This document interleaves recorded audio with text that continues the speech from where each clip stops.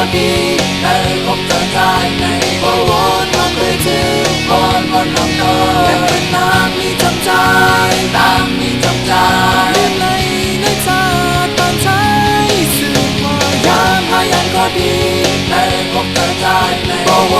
น้องด้วยชื่อคนคนน้องโตยังเป็นนางมีจำใจนางมีจำใจเรียนในชาติบ้านใช้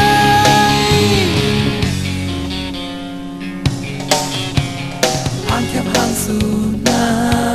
นตาได้ยาวมันจะท้ายหา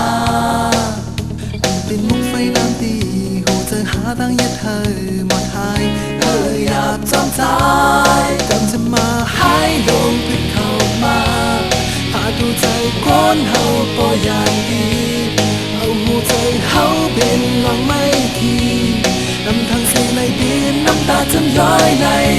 สื่อมายามพายันก็ดีแต่พบเธอใจในโอ้โหน้องด้วยชื่อคนคนน้องโตยังเป็นนางมีจำใจนางมีจำใจเรียนในชาติบ้านใช้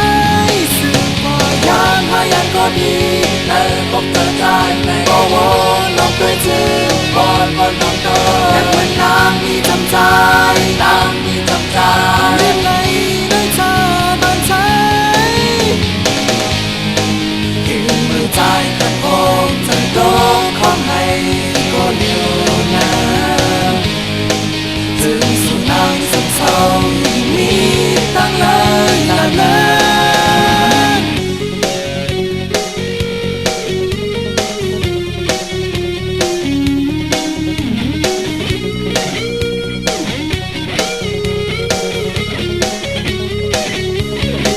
จะมาให้ลงเข้ามาพาดูใจก้นเฮาปออย่างดีเอาหูใจเฮาเป็นลองไม่ทีนำทางเสียงในดินน้ำตาจึงย้อยในสืบกว่ายามพายันก็ดีแต่พบเธอใจในโอ้โหน้องด้วยชื่อคนคนน้องโตยังเป็นนางมีจำใจนางมีจำใจ